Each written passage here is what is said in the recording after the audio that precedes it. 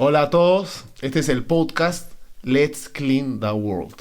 Para explicarles un poco, este podcast es una iniciativa de personas de diferentes partes del mundo, todos con muchos años de experiencia en temas de soluciones ambientales diferentes, como manejo de residuos peligrosos, no peligrosos, temas de tratamiento de suelos, tratamiento de aguas, derrames de petróleos, ¿no? Y lo que buscan estas personas, bueno, es que se han dado cuenta que esta industria no es muy buena comunicando. Entonces queremos mejorar ese tema y buscar de comunicar lo que hacemos de una manera más clara para el público en general.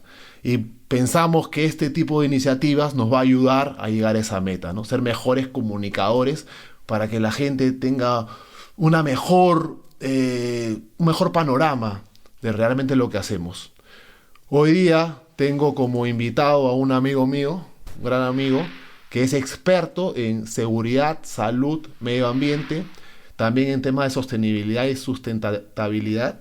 Es lo que buscamos con él es que nos cuente un poco de toda su experiencia en empresas del Estado, en empresas privadas, en diferentes partes de Sudamérica, donde ha trabajado. Y le damos la bienvenida, pues muchas gracias por venir, Michelle. Te agradezco mucho que estés acá. Gracias, Eric, encantado de ser parte de esta iniciativa. Si quieres reforzar un poco mi descripción acerca de tu expertise, Sí, ¿no? te agradezco. Yo tengo más de 22 años en este mundo de la prevención de accidentes, enfermedades ocupacionales y impactos al ambiente, en diferentes sectores, industriales, energía eléctrica, minería, principalmente petróleo. Y como bien decías, en diferentes países de Sudamérica, en Norteamérica también he trabajado, ¿no? Entonces Ujú. tengo una mirada, diría yo, completa sobre nuestra realidad, ¿no? Cuéntame un poco, justo estaba pensando viniendo acá, ¿cómo ha evolucionado el tema de seguridad, salud, medio ambiente? O sea, te imagino que, no sé, pues me vamos a antes de la revolución industrial, luego, ¿no? Y cómo ha ido con los años ya con el tema del cambio climático, todo lo que los científicos están demostrando. ¿Cómo tú nos explicas un poco, ¿no? De todo este trayecto, de la evolución de este tema? Correcto. Mira, yo diría que el quiebre se da más o menos en los años finales de los 60 y 70, en el que nos damos cuenta, ¿no? Nos damos cuenta que la prevención no solamente pasa por cumplir un requisito legal, y no solamente pasa por cuidar a la persona, ¿no? No solamente este lado ético de cuidar a la persona en su trabajo, sino que también ofrece una productividad y una rentabilidad a la empresa, ¿no? Comenzamos a ver que la actividad que nosotros realizamos trae como consecuencia y algunos impactos en la gente que está relacionada a nuestra industria, ¿no? Y en la medida en que esas personas no salgan ganando con lo que nosotros hacemos, nuestro negocio no va a continuar en el tiempo, ¿no? O sea, se inició más por un tema de darle, también continuar dándole rentabilidad al negocio, la necesidad de que la gente se sienta que está trabajando en un lugar seguro, no, Exactamente, no cambiar de personal constantemente, me imagino. exactamente. Nos comenzamos a dar cuenta que eso nos genera productividad en Claro. nuestros procesos también, ¿no? Por supuesto, cuando estamos hablando de no dañar a personas y no dañar el ambiente, hay un fondo ético que también nos gobierna y que también nos impulsa, ¿no? Sin embargo, también hay un factor económico, ¿no? Hay que Claro. darnos cuenta que operar de una manera no preventiva, a la larga, va a hacer que nuestro negocio no sea sostenible, ¿no? Ok. Y si te pregunta a alguien que no tiene idea, ¿cómo diferencias tú seguridad, salud y medio ambiente? Ok, ¿Cuál sería la definición de cada uno de ok. esos? Para ponerlo en fácil, la Sí. seguridad industrial o la seguridad ocupacional, como también la llaman ahora, su foco es prevenir accidentes, es decir, prevenir impactos en una persona Mm. de manera inmediata, cortarse, quemarse, caerse, ¿no? Lesionarse de manera inmediata. La salud ocupacional lo que busca es prevenir impactos en la persona en el largo plazo, ¿no? Por Eh, ejemplo, pérdidas auditivas o cualquier tipo de enfermedad ocasionada por el trabajo, ¿no? ya. Seguridad busca reducir efectos inmediatos y la salud ocupacional busca reducir efectos en el largo plazo, ¿no? Y la gestión ambiental lo que busca es prevenir efectos no directamente en la persona, sino en el entorno que rodea a la operación en la que se está trabajando, reducir el impacto ambiental. O sea, a la tierra, el agua y el suelo. La tierra, el agua, el cielo. Perdón, la tierra, el agua y el aire. El aire, exacto. Sí. Y eso a su vez lo que está buscando es no impactar a otras personas, ¿no? Sí. Y a su vez no embargar el futuro de las generaciones que vienen, ¿no? Porque finalmente al cuidar el ambiente lo que estoy haciendo es cuidar a un grupo de personas que después tienen que vivir en ese entorno, ¿no? Esa es la diferencia. Pero yo justo en el camino, en el auto, estaba hablando con mis hijas, ¿no? Y pensando de varios temas, de cómo estamos llegando hasta acá, desde la casa, etcétera. Y pensaba, ¿no? Pensaba en el tema de las... Porque decía, ¿no? ¿Por qué no hemos venido en bicicleta? Pensé, ¿no? Empecé a pensar el tema de la seguridad, ¿no? Y después la salud, ¿no? La salud, correcto, porque también por salud, por oxigenarse, todo eso. Después pensé también y el medio ambiente también, porque no estás yendo en auto, estás yendo en bicicleta. Entonces, cómo los tres se relacionan, ¿no? Entonces, yo veo temas de, por ejemplo, temas de contaminación, de derrames de petróleo, que es lo que tratamos de dar soluciones a esos temas. Y también mezcla todo, ¿no? Porque un derrame de petróleo, por ejemplo, tienes la parte de seguridad, porque si el petróleo es resbaloso, estás aspirando tóxicos, ¿no? Salud por el mismo tema, ¿no? Seguridad porque puedes tener un accidente, ¿no? Con el derrame. Salud porque estás aspirando tóxicos que no son adecuados. Y medio ambiente porque el derrame puede perjudicar al área donde estás trabajando. Entonces ahí los tres se mezclan, ¿no? En un tema. Es así, ¿no? Es así y tan relacionados están que en la mayoría de industrias la gestión de estos tres disciplinas están combinadas en un mismo enfoque. ¿Cuál es la mirada que yo le doy? Una empresa tiene un proceso, ¿no? Que busca una rentabilidad, una ganancia económica, ¿sí? Entonces estableces un proceso en el que tú buscas obtener un resultado que es el que vas a ofrecer, es el que vas a vender, ¿no? Cuando tu proceso se desvía, ¿no? Se pueden generar diferentes consecuencias. Una consecuencia de la desviación de tu proceso es no entregar el producto o el servicio tal como tu cliente lo espera. Eso te genera una pérdida económica. Otra desviación de tu proceso es que mientras lo estás ejecutando lesionas a una persona. Esa es otra desviación a tu proceso porque es una consecuencia no deseada. Otra consecuencia no deseada es que una persona en el tiempo se enferme producto de este proceso. Otra consecuencia no deseada es que para lograr este objetivo yo daño al ambiente, ¿no? Con lo que mi negocio al final termina siendo no sostenible, ¿no? Entonces, si nosotros miramos un accidente, una enfermedad ocupacional o el impacto al medio ambiente, todas son consecuencia de una misma desviación, ¿no? Hay algunos eventos que tú has mencionado que en el mismo evento puede generar un accidente, puede enfermar a una persona en el largo plazo y puede generar un impacto al ambiente. Esa misma desviación, ¿no? Te pone en esa situación, ¿no? Y al mismo tiempo pone a tu proceso o a tu negocio en una situación vulnerable frente a sus clientes o frente a sus stakeholders, frente a sus partes interesadas, ¿no? Esa es la relación entre los temas, ¿no? A ver, justo había hecho unas notitas acá ¿y tú crees que hacemos lo suficiente? O sea, ahora con todo esta nueva tendencia de enfocar, las empresas que se enfoquen a los temas de seguridad, salud y medio ambiente, ¿estamos haciendo lo suficiente? ¿Qué piensas tú? Bueno, esa es una buena pregunta. Hay empresas que hacen un esfuerzo real, ¿no? Hay otras empresas que, yéndonos al otro extremo, que no hacen ningún esfuerzo en general. Hay muchas empresas en diferentes países de Latinoamérica o en diferentes partes del mundo que su objetivo es el estricto cumplimiento legal, ¿no? Estar pegados a la línea del cumplimiento legal. Incluso presupuestan en el año tener multas o tener sanciones y manejarlas de esa manera.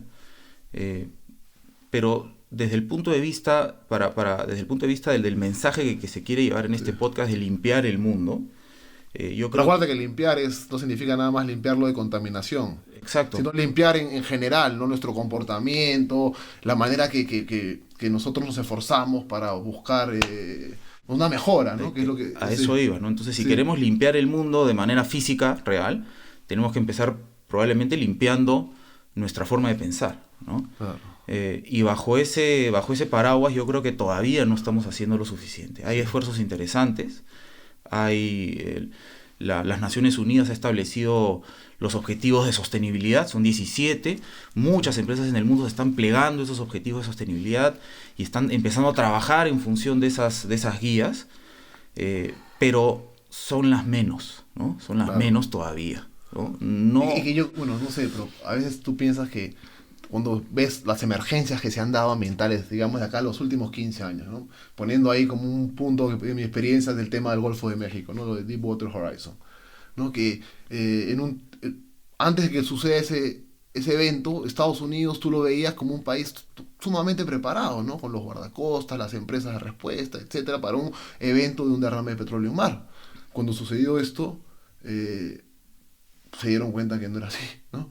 Y ahora empezamos a buscar tecnologías donde puedas hacer tapar completamente el pozo, ¿no? Si se da una explosión de esa magnitud. Entonces, no había, o sea, realmente no habíamos estado preparados hasta que se da ese tipo de incidente. Entonces, a veces lo veo como algo de repente infinito, ¿no? O sea, que realmente nunca vas a poder prepararte. ¿Qué piensas tú de eso, ¿no? Es claro, como- lo que pasó en el Golfo de México ha cambiado la industria petrolera en el mundo entero. Nadie estaba preparado para un evento de esa magnitud, ¿no? Eso es algo real. Y le pasó a una empresa que en teoría era la más preparada para una situación de ese Claro. tipo, ¿no? Yo he tenido Porque las... ellos iniciaron la industria prácticamente de controlar los derrames de petróleo, ¿no? Exactamente, entonces, pero sin embargo, tú dijiste una palabra clave que es tecnología, ¿no? Situaciones de este tipo nos tienen que llevar a el crecimiento en tecnología y a la transferencia de tecnología. Esto nos tiene que enseñar, perdón, nos tiene que dejar algún tipo de enseñanza para que en el futuro esto no nos vuelva a Claro. ocurrir, ¿no? Efectivamente, ese evento sobrepasó la capacidad de los Estados Unidos, de la empresa en sí misma a la que le ocurrió de responder. Esto ocurrió en el 2010 y todavía siguen respondiendo, todavía siguen monitoreando Claro. aquellos puntos donde se hizo limpieza. Sí. Pero ha habido un gran conocimiento, ha habido un gran desarrollo de tecnología a raíz de esa situación, Claro. ¿no? No, correcto. Y regresamos a la parte de la rentabilidad, ¿no? O sea, tú mencionaste que, o sea, definitivamente hay beneficios, ¿no? Porque se inició en los 60, 70 para buscar que la empresa se beneficie de estos cambios, ¿no? Y que su clima laboral y todos los costos asociados a que la gente no tenga la productividad necesaria, etcétera, ¿no? Reducían un poco el performance de la empresa.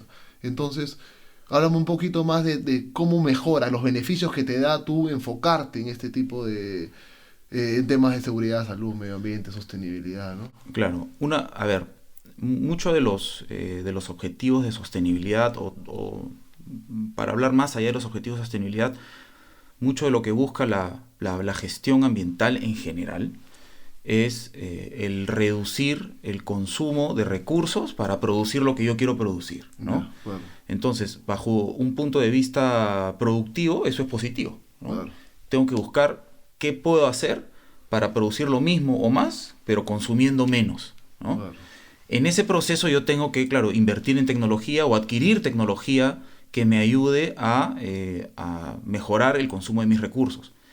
¿Qué cambia en este nuevo escenario? Yo tengo que cambiar mi horizonte de tiempo para un negocio, ¿no? Si antes, hace 40, 50 años, yo pensaba que mi negocio iba a ser rentable o iba a recuperar mi inversión en 10 años, hoy tengo que pensar que el horizonte de tiempo debe ser un poco más largo, ¿no? En eso sí tengo que tener cuidado, porque son otras variables, son más variables las que están en juego en mi negocio ahora. Ahora no solamente importa lo que el accionista, el que puso dinero, quiere. También importa lo que quiere la comunidad que tengo alrededor. También claro, importa lo que quieren mis trabajadores, ¿no? Entonces, tengo que buscar un escenario en el que todos estemos ganando para que mi negocio dure en el tiempo. Si tú estás buscando un negocio rápido, bueno, entonces puede que esas variables sí. no te preocupen. Pero si estás buscando un negocio, una empresa que dure en el tiempo, si no tienes esa mirada completa, probablemente no tengas éxito, ¿no? Y eso es lo que pensaba también, yo me imaginaba una persona que tiene sus ahorros, ¿no? Y quiere usar esos ahorros para hacer una pequeña planta de procesos, ¿no? Procesar, imagínate lo que sea, ¿no? Y tiene ciertas descargas de contaminantes, ¿no? Que tira por el drenaje y, ¿no? Al aire también, a la atmósfera.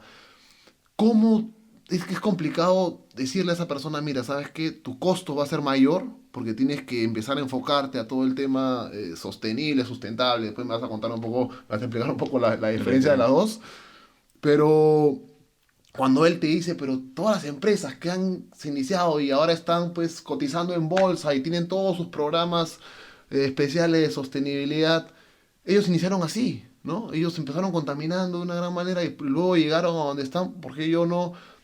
Déjame iniciarme una vez que tenga la capacidad de seguir creciendo, poder empezar a poner la inversión necesaria en hacer mi negocio, ¿no? Continuo, ¿no? Porque si no, no puedo ni siquiera empezar. Entonces, ¿cómo contrarrestas ese aspecto, ¿no? Sí, sí, sí, sí entiendo esa sensación de injusticia que se pueda generar, ¿no? Yo estoy Sí, empezando y hoy tengo que jugar bajo unas reglas impuestas en el mundo con las que otras empresas no empezaron, ¿no? sí, Esa sensación de injusticia puede sentirse. Sin embargo, hay que pensar que esas grandes empresas también han pagado un derecho de piso y también han desarrollado una tecnología, en general, como tú decías, tecnologías en sí, general, que nos permiten hoy operar cumpliendo con estos parámetros. Para mí, lo que genera el cambio es esa transferencia tecnológica, sí, ¿no? Estas grandes empresas o estas digamos, empresas, sí, estas grandes empresas que pagaron piso antes y que incluso hasta hoy siguen teniendo procesos que uno pueda considerar que siguen siendo contaminantes, tienen que hacer disponibles esta tecnología que ellos han desarrollado o que han claro, aprendido. Esa es la manera, creo yo, de hacer que el mundo en general se vuelva sostenible. Es lo que como empresa grande, si estuviera en mis manos, pondría a disposición del mundo como una forma de pagar, claro. ¿no? De pagar el daño que se hizo antes, ¿no? Y es ahí, sin ánimos de ponernos de hablar de política, donde podría estar el rol del Estado, Claro. ¿no? En tomar esas tecnologías y hacerlas disponibles para el pequeño que quiere arrancar. Ahora, este pequeño tiene que pensar en algo también. Primero, el cumplimiento legal tiene que ser estricto, ¿no? En el ambiente que yo me Claro. mueva, tengo que cumplir, porque no voy a tener la licencia, no voy a poder operar igual, ¿no? Y también tiene que aceptar que ya está en un escenario, estamos en un escenario mundial en el que el mundo, en el que el globo, el Cambió. ecosistema está al límite, ¿no? Entonces, si yo pienso en que, caray, déjenme contaminar un poquito porque estoy empezando, estamos forzando un ecosistema que probablemente no nos aguante 50, 60 años más, ¿no? Entonces, hay que pensar de otra manera y esa sensación de injusticia hay que ver la manera de aprovecharla en realidad, Claro. ¿no? Ese escenario actual hay que ver la manera de aprovecharlo. Ya. Y yendo a mis notas, que justo lo que estabas hablando, yo veo que mucho se usa de la misma manera la palabra sostenibilidad y sustentabilidad, ¿no? Siempre, a veces la mezclan, la usan, tienen cierta relación, entiendo yo, pero a ver, trata de explicarle a nuestra audiencia Claro. qué significa cada una y cómo la pueden diferenciar de una manera fácil, ¿no? Es realmente fácil. Sustentable es un concepto que busca que un proceso cuide los recursos naturales. Así de simple, ¿no? Ya, Es un concepto original, ¿no? ya, Una industria debe ser sustentable porque cuida los recursos naturales. ya, En el tiempo nos comenzamos a dar cuenta que no era suficiente cuidar los recursos naturales, teníamos que pensar más allá de eso y aparece el concepto sostenible. Parece un juego de palabras, pero ya, ayuda para cambiar el enfoque. Y sostenibilidad no solamente habla de cuidar los recursos naturales, habla de el balance del ambiente, habla de las necesidades sociales de las personas, de las necesidades económicas de las personas, o sea, de los mercados que se mueven alrededor de un negocio, ¿no? sí, Entonces sostenible es un concepto más elevado, más profundo, más completo que sustentable, ¿no? ya, Esa es la diferencia. ok. Luego te quería consultar un poco de los países en vías de desarrollo, ¿no? O lo que se llama mercados emergentes. Y va un poco ahí también, ¿no? O sea, como el mensaje, es un poco similar a la pregunta que hice anteriormente, el mensaje a esos países que requieren, por ejemplo, ¿no?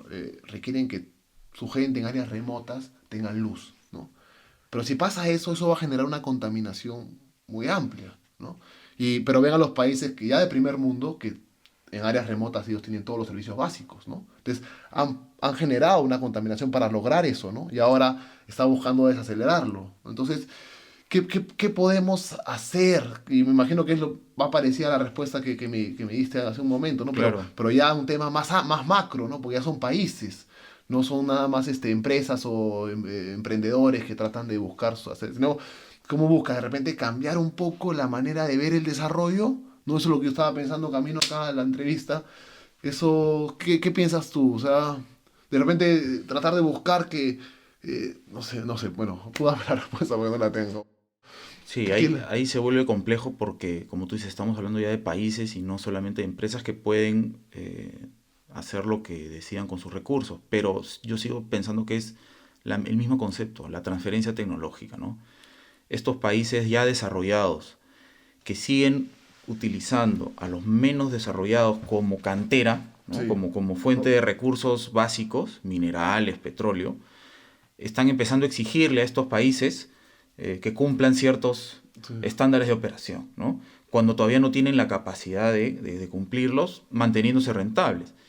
Y yo insisto, ¿no? Tiene que darse una transferencia de tecnología. Igual pasa que en la informalidad, ¿no? Yo entiendo que mucha de la minería informal, por ejemplo, también es manejado por mafias de países de primer mundo.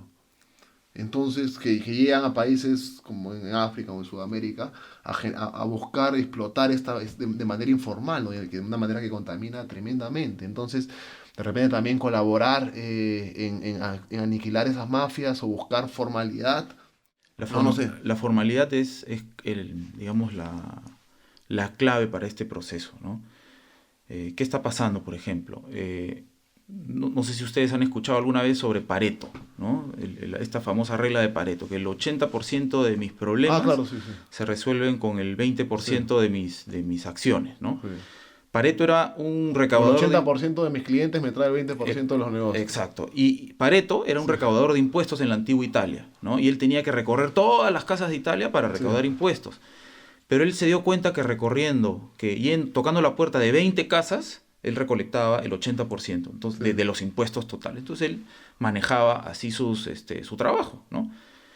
Lamentablemente nuestros entes fiscalizadores siguen el mismo criterio hoy.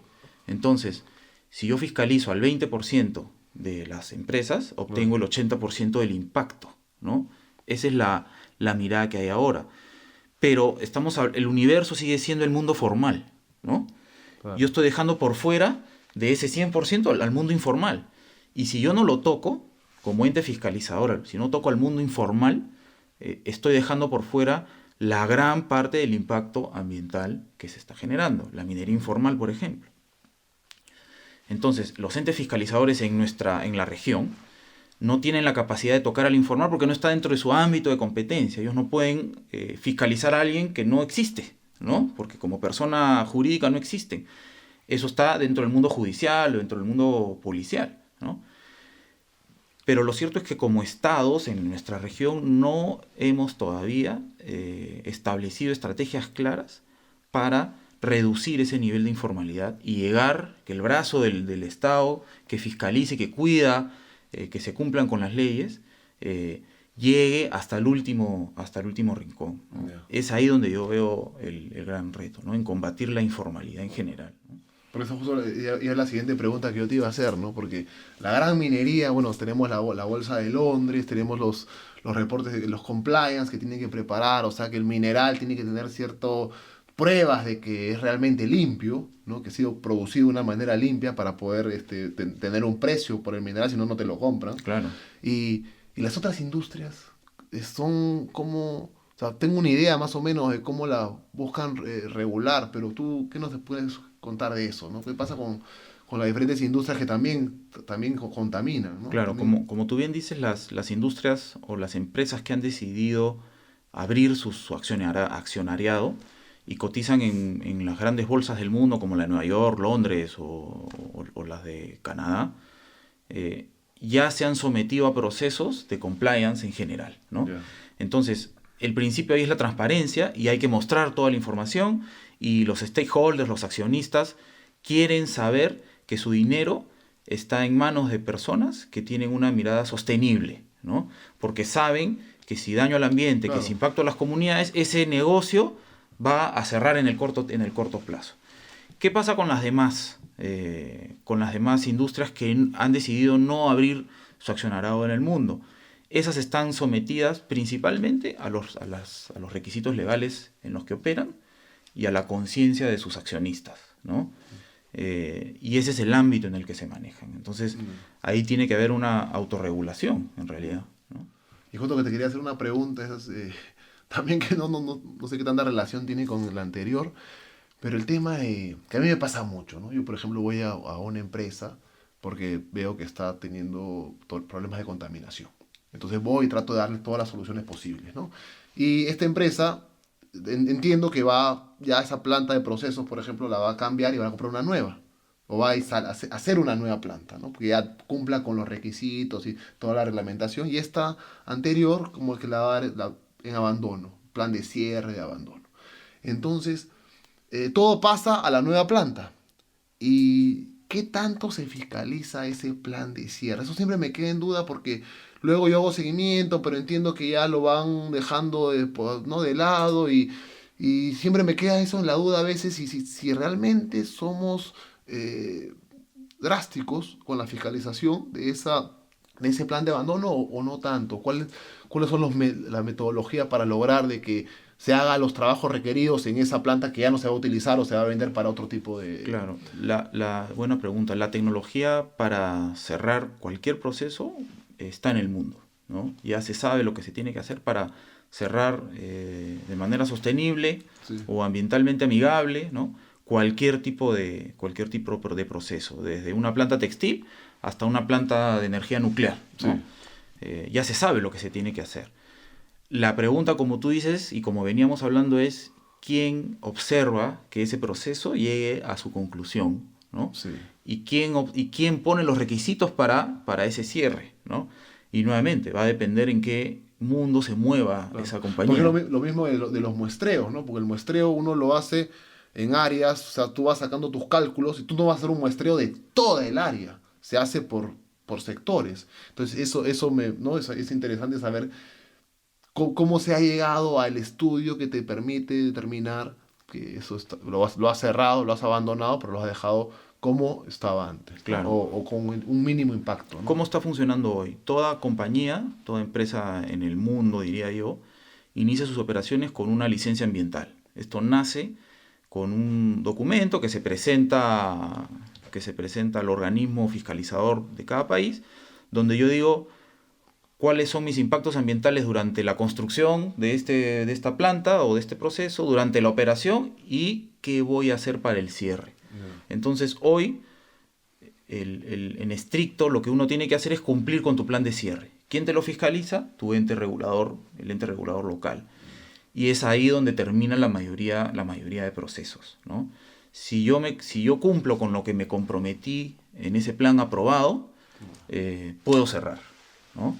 Si quiero ir más allá de eso, quiero estar convencido de que ese cierre cumple no solamente con lo que me comprometí, sino quiero ir con normas mucho más exigentes, va a depender también de qué presiones tiene esta empresa alrededor. Por ejemplo, hay casos de empresas petroleras que han entregado sus plataformas a los pescadores de la zona, sus plataformas petroleras en el mar a los pescadores de la zona, ¿no? Para que lo usen como un punto de acopio o como un punto de descanso o como una facilidad. Entonces ellos, al entregarle esta plataforma a los pescadores, la tienen que entregar pues impecable, porque ahí se va a procesar alimento, ¿no? No solamente es cumplir con el plan de cierre, sino tienen que ir un poco más allá porque tienen que cumplir con estándares de alimentación, ¿no? Claro. Esto lo hace una empresa que está pensando en el largo plazo, ¿no? Yeah. Si yo pienso en el corto plazo, cumplo con lo mínimo, cumplo con la ley, con mi plan de cierre y continúo. Si pienso en el largo plazo, hago que lo que estoy dejando no me genere problemas en el futuro, ¿no? Claro. Es una combinación de sentido ético con mirada de largo plazo, ¿no? Ese es el tema un poco con los países subdesarrollados y el tema de corrupción, ¿no? Y la falta de valores que hace que pues la contaminación continúe sin Exacto. sin parar, ¿no? Es una combinación de valores, es una mezcla de lo que estamos hablando, de informalidad que nos lleva a una visión de corto plazo. Sí. Si yo vivo con una visión de corto plazo, voy a actuar de esa manera también. Si yo sé que estoy acá para quedarme en el largo plazo, tengo que actuar de esa manera también, ¿no? Entonces, ese entorno también te empuja a actuar y pensar de otra manera. Y regresando a Michel Adum y Let's Clean the World y tu plan a largo plazo, ¿cuál es el tuyo? ¿Qué quisieras, qué estás buscando hacer o generar para poder colaborar, ¿no? con esta tendencia de buscar que todos tengamos un síntoma de ética bastante mayor para buscar, ¿no? Para colaborar con... Mira, interesante pregunta. Tú comenzaste este podcast diciendo que esta industria no sabe comunicar, ¿no? Sí. Y además de hacer todo lo que yo he venido haciendo... No sabe, que puede mejorar, ¿no? Claro. Puede mejorar en comunicación. No es uno de los talentos, ¿no? Exacto, es algo que hay que reforzar de todas maneras. Claro. Y además de lo que te contaba que he hecho en mis 20 años, yo he sido profesor universitario por años, ¿no? Interesante. Y una de mis pasiones es comunicar, precisamente, ¿no? Y enseñar y mostrarle a las empresas, a las personas, a los niños en general, que se puede actuar de otra manera, ¿no? Sí. Que no tenemos que seguir los paradigmas en los que hemos crecido necesariamente, ¿no? Que hay maneras diferentes de funcionar. Tú decías, ¿por qué no vinimos en bicicleta hoy? ¿No? Nos hemos acostumbrado a movernos en auto en una ciudad que perfectamente pudimos haber diseñado de otra manera, claro. ¿No? O tú y yo pudimos haber optado en venir en transporte público, ¿no? Esos son los paradigmas que hay que empezar a romper. Para mi alegría, mis hijos, por ejemplo, ya están empezando a mostrar conductas que yo no tenía de niño. Por ejemplo, yo me lavo las manos en las mañanas y si yo dejo el grifo abierto más de 10 segundos, mi hijo inmediatamente me dice, cierra el caño, papá, claro. ¿Qué estás haciendo? O mi hija menor me quita una botella de plástico y me dice, no la botes, esto hay que reutilizarlo, ¿no? Son pequeñas conductas que van a generar un impacto en el futuro. De todas maneras. Pues muchas gracias por venir, Michel. Encantado, Eric. Un gusto. Gustazo, ¿eh? Nos vemos. Bueno, hoy ya tuvimos a un gran invitado, Michel Adum. Michel nos ha tratado de dar un mensaje más claro acerca de lo que es la salud, seguridad, medio ambiente, sostenibilidad, sustentabilidad. Por lo menos a mí me ha ayudado, con eso ya es un punto positivo. Espero que los haya ayudado a ustedes y les agradezco mucho por escuchar el programa. Espero seguir creciendo el número de oyentes y vamos a seguir nosotros con nuestra misión, ¿no? De este grupo de profesionales que buscamos dar soluciones ambientales, comunicar mejor, ¿no? Poder comunicar lo que hacemos y dónde nos manejamos, con el tipo de profesionales con los que trabajamos, que es el caso de Michel, y tratar de mejorar, ¿no? Que es lo que buscamos todos. Bueno, les mando un abrazo y gracias.